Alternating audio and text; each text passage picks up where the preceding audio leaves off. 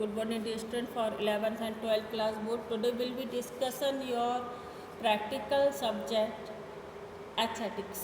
आप लोग सभी जानते हैं कि एथलेटिक्स क्या है। तो बेटा एथलेटिक्स में दो चीज़ें सबसे इम्पोर्टेंट होती है, वो है ट्रैक, सेकंड वन पॉइंट।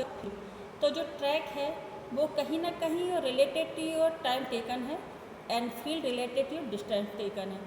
तो बेटा जो अगर ट्रैक एंड फील्ड की हम सबसे इम्पोर्टेंट बात करें तो एंशिएंट टाइम पे भी ट्रैक एंड फील्ड उतना ही पॉपुलर था जितने कि अभी मॉडर्न टाइम में है।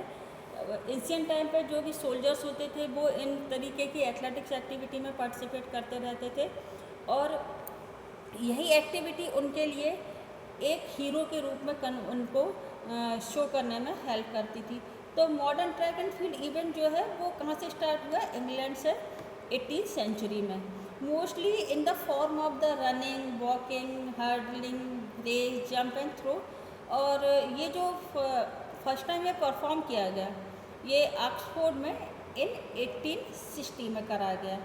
तो आप लोग एंशिएंट टाइम में जानते ही हैं कि एंशिएंट जो ओलंपिक होते थे वो कहाँ पर होते थे? ग्रीक में होते थे। और जो प्लेस कहलाता वो कहलाता था ओलंपिक विलेज। तो जो एंशिएंट ओलंपिक जो स्टार्ट हुए थे वो 776 BC में स्टार्ट हुए थे। कहाँ पर? ग्रीक में हुए थे। और इसमें जो पर्सन है आपने देखा होगा, एक इसमें स्टैचू दिखाई देती है, वो हरकुलिस की स्टैचू है जिसमें कि उसको एक डिस्कस के साथ मूवमेंट एक्टिविटी में दिखाया गया। और एंशिएंट टाइम पे भी थ्रोइंग, रनिंग, जैवलिंग या हॉर्स राइडिंग या फुट रेस, इस तरीके की एक्टिविटी एंशिएंट टाइम पे भी होती रहती थी। और जो फर्स्ट टाइम मॉडर्न ओलंपिक कब स्टार्ट हुए? 1896 में, जो कि मॉडर्न ओलंपिक कहलाते हैं, जो कि जिनके father of the baron Pierre de Coubertin हम लोगों ने डिस्कशन करा था ओलंपिक वाले चैप्टर्स के अंदर। तो बेटा इन सब में एक चीज़ और इम्पोर्टेंट है कि जो एस्टेब्लिशमेंट हुआ मॉडर्न ओलंपिक का वो 1896 में, वो ट्रैक एंड फील्ड को एक न्यू एरिया, न्यू स्टाइल के साथ प्रेजेंट किया गया और उसमें एक पर्टिकुलर प्रोग्रामिंग वर्ड इंक्लूड किया गया, वो था athletics programs compose track and field event. 1912 में international amateur athletics federation IAAF ने इस्टेब्लिश हुई, जिन्होंने कि एथलेटिक्स को एक न्यू क्या कहते हैं कि नया रूप दिया, जिससे कि आपकी वर्किंग ज़्यादा इफेक्टिव हो सके। एथलेटिक्स फेडरेशन ऑफ इंडिया के अंदर जो है AFI, athletics federation of India, जो amateur athletics federation of India के साथ मिलकर उन्होंने 1964 में इस्टेब्लिश की गई। और इसके पहले जो इन्वेंटर्स थे वो थे प्रोफेसर GD सोडी और महाराजा यदुवेंद्र सिंह, जिन्होंने इसको प्रमोट करने में एक इम्पोर्टेंट रोल प्ले करा था। लेकिन सबसे इम्पोर्टेंट रोल प्ले करा था सर दोराबजी टाटा, जिन्होंने इसको अपना सेल्फ मनी लगाकर इसको इस्टेब्लिश करने में उसमें हेल्प करी थी। तो बेटा यहाँ पर आ रहा है कि एथलेटिक्स क्या है? तो athletics come from the Greek word athlos, और ये कॉम्पिटिशन्स था। और फर्स्टली जो रिकॉर्ड किया गया कि ये कहाँ पर किया गया? एंशिएंट ओलंपिक में 776 ओलंपिया में इसको ग्रीक में किया गया था। अब बेटा सबसे इम्पोर्टेंट चीज़ जो आती है वो है कि ट्रैक एंड फील्ड में टोटल नंबर ऑफ इवेंट्स कितने होते हैं। तो बेटा जो ट्रैक एंड फील्ड के इवेंट्स हैं उसमें सबसे इम्पोर्टेंट चीज़ है कि ट्रैक एंड फील्ड को 2 पार्ट्स में डिवाइड किया गया है। फर्स्ट पार्ट आपका है ट्रैक एंड सेकेंड पार्ट आपका है फील्ड। तो जो ट्रैक है वो कहीं ना कहीं टाइम टेकन है और जो फील्ड है वो आपका डिस्टेंस टेकन है। तो ट्रैक में आपके पास सबसे पहला इवेंट आता है योर स्पीड, आपकी स्पीड से रिलेटेड। तो जो आपकी स्पीड से रिलेटेड इवेंट है वो है आपके 100 मीटर, 200 मीटर एंड 400 मीटर। ये सारी एक्टिविटी जो होती हैं आपकी फ्यू सेकंड्स एक्टिविटी हैं, जिनको कि आपको फुल स्पीड के साथ अपनी नॉट नेसेसरी कि ये आपकी ऑक्सीजन के उसमें हो, इसमें एब्सेंट ऑफ ऑक्सीजन में भी ये कंडीशन पॉसिबल हो सकती है, क्योंकि ये कुछ टाइम या कुछ सेकंड्स का ये वर्किंग होता है। नेक्स्ट चीज़ आती है आपकी जो मेंस और वुमेंस के लिए मैंने स्प्रिंट रेस के बारे में आपको जो बताया, मेंस और वुमेंस दोनों के लिए ही होता है। नेक्स्ट चीज़ आती है आपकी मिडिल डिस्टेंस रेस। तो बेटा मिडिल डिस्टेंस रेस है, उसमें आपके 2 इवेंट्स आते हैं जो कि आपका यहाँ पर जज हो रहा है। आपका कौन कौन से इवेंट्स आ रहे हैं? 800 मीटर जो कि मेंस और वुमेंस के लिए दोनों के लिए हैं, और 1500 मीटर मेंस और वुमेंस के लिए।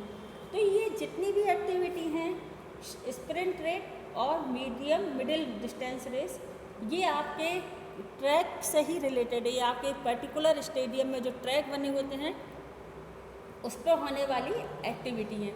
लेकिन कुछ एक्टिविटी ऐसी भी होती हैं जो इस ट्रैक से बाहर ऑन द रोड या एक पर्टिकुलर पाथ पे होने वाली एक्टिविटी होती हैं।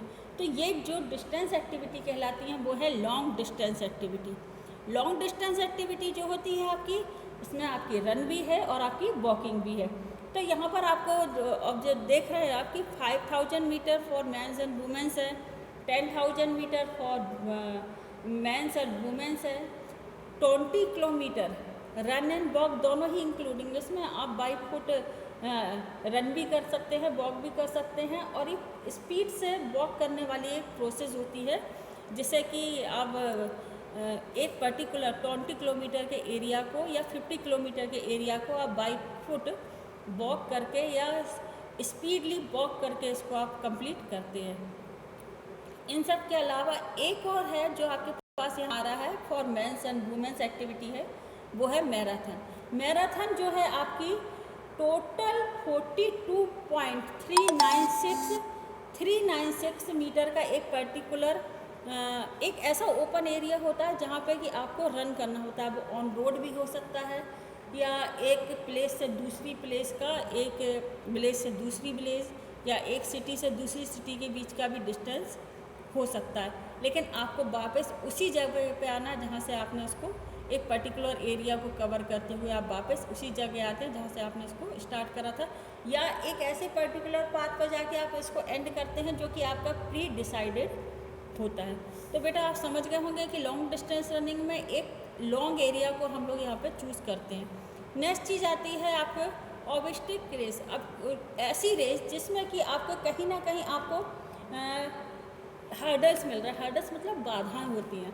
आपको एक पर्टिकुलर हाइट का एक एरिया मिलता है जिसमें कि आपको उस हाइटेड ऑब्जेक्ट को आपको पार करना होता है, लेकिन विदाउट एनी टाइप ऑफ उनको गिराना नहीं होता है आपको। उनको सिर्फ आपको जंप के थ्रू क्या करना होता है, आपको उनको क्रॉस करना होता है। ये हर्डल्स कहलाती है। यहाँ पे 110 मीटर हर्डल्स जो है फॉर मेंस हैं एंड 100 मीटर हर्डल्स रेस जो है फॉर वुमेंस हैं। तो आपको और 400 मीटर जो है हर्डल्स मेंस एंड वुमेंस के लिए दोनों के लिए हैं। और नेक्स्ट 3000 मीटर हर्डल रेस भी आपके सामने यहाँ पर हैं। तो ये जो हर्डल होते हैं उसका डिस्टेंस आपका रेस के अकॉर्डिंग इनकी हाइट होती है। जैसे हर्डल है उसकी हाइट 100 मीटर फॉर वुमेंस के लिए अगर देखेंगे तो 0.84 मीटर या 3/4 फीट की हाइट का एक हर्डल होता है जिसको कि आपको क्रॉस करना होता है। इसमें टोटल जो डिस्टेंस होते हैं हर्डल, एक हर्डल से दूसरे हर्डल के बीच का डिस्टेंस वो 13 मीटर तक हो सकता हैगा। नेक्स्ट चीज़ आती है कि आपके जो मेंस के लिए हर्डल है वो 1.06 मीटर या 1/2 फीट ऊंचाई के भी हर्डल्स होते हैं जिनको कि आपको क्रॉस करना होता है। तो ये जो हर्डल है इसकी कुछ टेक्निक्स भी होती हैं। स्टार्ट होता है, टेक ऑफ करना होता है, फ्लाइट करना होता है, लैंडिंग है, या रेस बिटवीन द हर्डल, आपको रेस के बीच में हर्डल रहते हैं। तो इसमें हमारे जो इंडियन फेमस एथलीट्स हैं वो है पीटी ऊषा हैं। इंटरनेशनल लेवल पे इन्होंने जब करा था बहुत अच्छा परफॉर्मेंस भी रहा था इनका।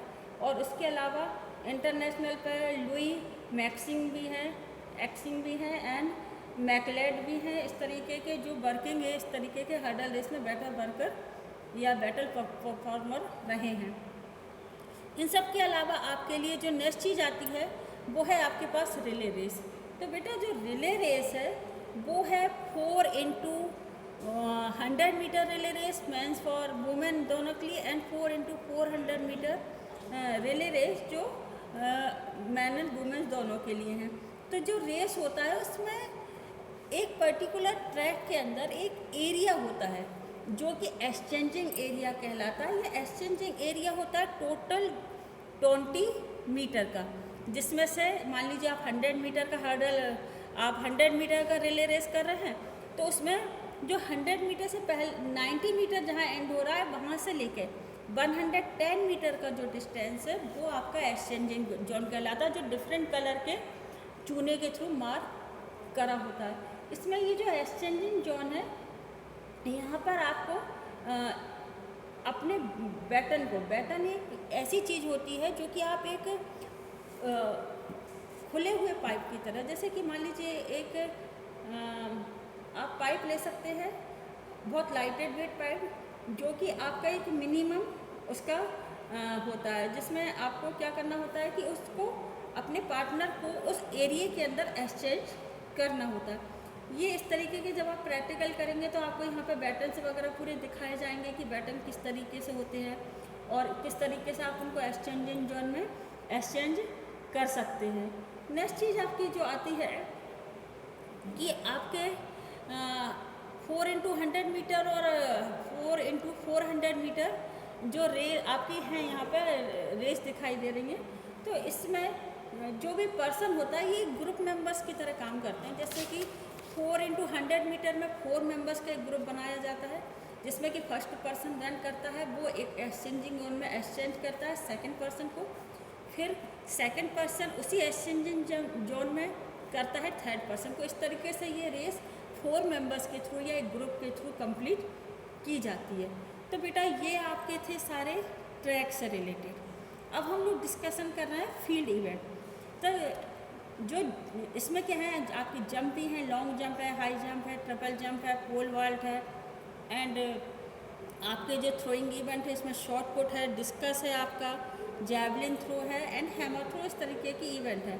तो जो फील्ड इवेंट्स हैं we come against the height and distance. इसमें क्या हमें कंप्लीट क्या करना होता है, एक पर्टिकुलर हाइट और डिस्टेंस को यहाँ पर आपको मेंटेन करना होता है। जो जंपिंग इवेंट में है इसमें लॉन्ग जंप है। लॉन्ग जंप में आपको पर्टिकुलर एक पाथ मिलता है, उस पर आपको रन करके क्या करना होता है, जंप करना होता है लॉन्ग जंप में।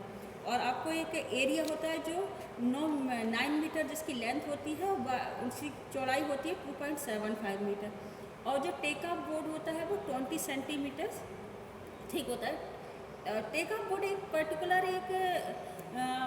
आपको वुडन का बना हुआ एक ऐसा वो होता है जिस पे आपको अपने शूज़ के थ्रू, अपनी बॉडी के थ्रू पुश करके अपनी बॉडी को क्या करना है, लिफ्ट अप करना होता है, ऊपर उठाना होता है।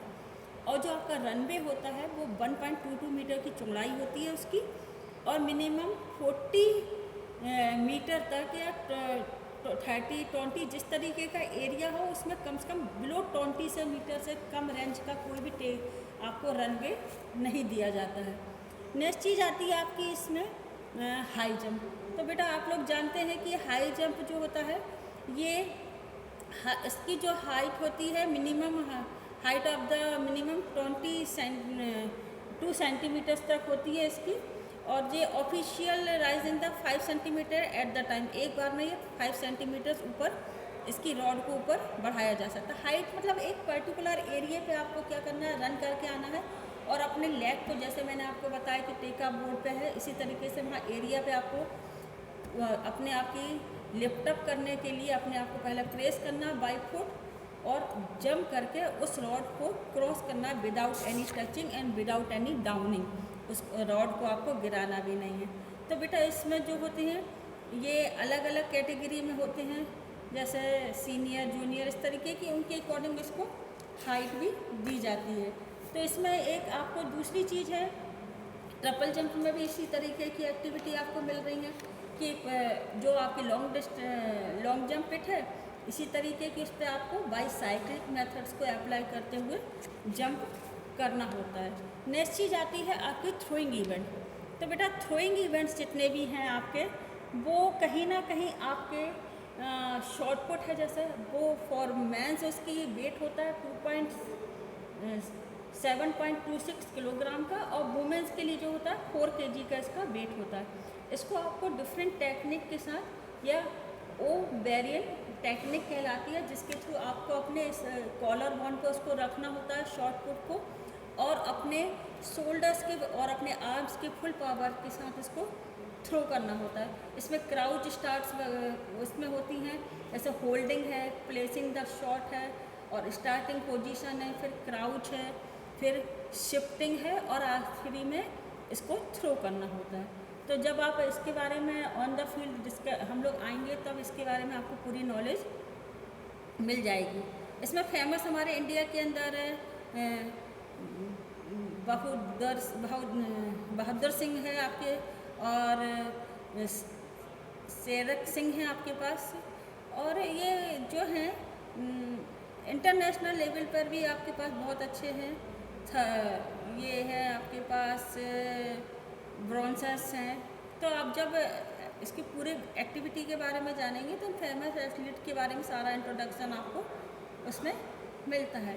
नेक्स्ट आपके पास आता है कि डिस्कस थ्रो। डिस्कस थ्रो आपका वो इवेंट है जिसमें कि आपको क्या करना है कि एक आपको पर्टिकुलर डिस्कस मिलती है जो कि एक 1 kg और 2 kg के वेट के साथ आपको यहाँ पे मिल रही है। इसमें जो वेट होता है फॉर मेंस जो होता है 2 kg होता है, और वुमेंस के लिए फॉर 1 kg वेट होता है। और ये एक डायमीटर होता है जिसपे कि आपको उस सर्किल के अंदर से अपने आप को उस इवेंट को थ्रो करने में आपको टाइम पीरियड मिलता है, आपको उसमें एरिया मिलता है। और ये जो है डायमीटर है 219 to 220 मीटर मिली mm जो होता है आपको फॉर मेंस है। और जो उसका ट्रैक एरिया है इसमें आपको कुछ एक्टिविटी जो हम लोग ऑन द ग्राउंड डिस्कशन करेंगे। Next javelin throw. बेटा मैंने अभी तक आपको ये बताया कि पूरा का पूरा ट्रैक एंड फील्ड जो है 5 इंचेस मार्क की चूने की लाइन से मार्क होता है, लेकिन एक अकेला जैवलिन थ्रो एक ऐसा इवेंट है जिसकी थिकनेस, उसकी जो आर्क बना हुआ है उसकी थिकनेस होती है आपकी 7 इंचेस की होती है। तो इसलिए आपको इस चीज़ को ध्यान देना है कि अगर कभी भी आपसे इस तरीके का क्वेश्चन पूछा जाता है कि 7 इंचेस कौन से उसका आर्क मार्क करा जाता है, तो वो आपको याद रखना होगा कि वो जैवलिन थ्रो ही एक इंडिविजुअल होता है। इन सब के अलावा आपके पास ये वाली चीज़ भी है कि डिस्कस जैवलिन शॉर्ट पुट आपके बारे में यहाँ पर डिस्कशन हम लोगों ने किया। नेक्स्ट चीज़ आपके पास आती है कि क्या इन इवेंट को एक ही प्लेयर क्या बहुत सारे इवेंट को कंडक्ट कर सकता है? तो यस बेटा, ऐसे इवेंट को कंडक्ट करने के लिए आपके पास एक ग्रुप कॉम्बिनेशन होता है। ये ग्रुप कॉम्बिनेशन आपका कहलाता है डेक्टाथलन और हेप्टा। तो डेक्टा जो है वो कहीं ना कहीं आप फॉर मेंस है, और हेप्टा जो है फॉर वुमेंस कैटेगरी के लिए डिसाइड किया गया है। तो इसमें जो डेक्टा है इसमें फर्स्ट डे एक ही प्लेयर कौन कौन सी इवेंट में भाग ले सकता है, वो है 100 मीटर, फिर long jump, short put, high jump and 400 metre. And second day event में 100 मीटर हर्डल्स में, discus throw, pole vault, javelin and 1500 metre में पार्टिसिपेट कर सकता है। हेप्टा फॉर वुमेंस के लिए फर्स्ट डे में 100 metre hurdle, high jump, short put और 200 मीटर में पार्टिसिपेट कर सकता है। और second day long jump, javelin throw and 800 metre में ये पार्टिसिपेट कर सकता है। तो बेटा ये आपका प्रैक्टिकल सब्जेक्ट है जिसमें हम लोगों ने इसके बारे में टोटली डिस्कशन करा। आई होप जब आप इस चीज़ को बाय प्रैक्टिकल करेंगे तो आपको इन सब चीज़ों के बारे में कंप्लीट नॉलेज हो जाएगी। तो बेटा watch my video and share your comments and subscribe my channel. Thank you.